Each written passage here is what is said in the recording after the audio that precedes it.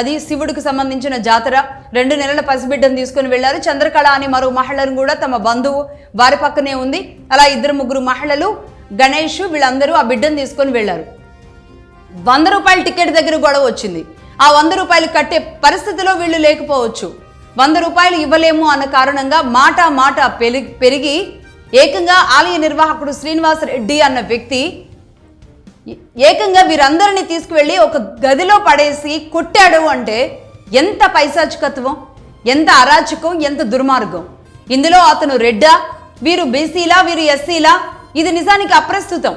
ఒకవేళ నిజానికి దానివల్లే, ఆ కుల జాడ్యం వల్లే ఇతను అలా కొట్టాడు అంటే గనక అలాంటి కులాలు ఈ సమాజంలో అవసరమా అన్న ప్రశ్న తలెత్తక మానదు. ఖచ్చితంగా అలాంటి ప్రశ్న ఈరోజు రావాలి. కులాల కొట్లాటలు, కులాల వైషమ్యాలు, కులాల రాజకీయాలు, ప్రతి ఒక్కరూ మాట్లాడుతున్నది కులాలు. నేను గతంలో అనేక సందర్భాల్లో కొన్ని ఇన్సిడెంట్స్ని కూడా చెప్పాల్సి వచ్చింది, కఠినంగా అయినా సరే. దానికి మేము ఎదుర్కొన్న పరిస్థితులు, పరిణామాలు అవన్నీ వేరు. దాని గురించి నేను మాట్లాడదలుచుకోలేదు. బట్ ఇదంతా ఆంధ్రప్రదేశ్లో, ఆ జాడ్యం అనేది ఆంధ్రప్రదేశ్లో ఉంది.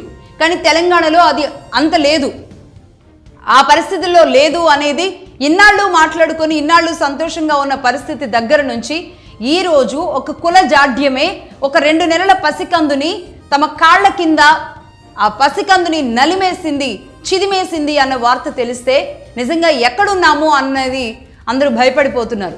శ్రీనివాస్ రెడ్డి, అలాగే మధుసూదన్ రెడ్డి, శ్రీకాంత్ రెడ్డి, ఇలా వీరు మొత్తం 8 మంది రెడ్లు అంట. మరి వీరంతా ఎటు మాయమైపోయారు, ఎక్కడికి వెళ్ళిపోయారు అనే ప్రశ్న ఈరోజు సమాజం మొత్తం అడుగుతుంది.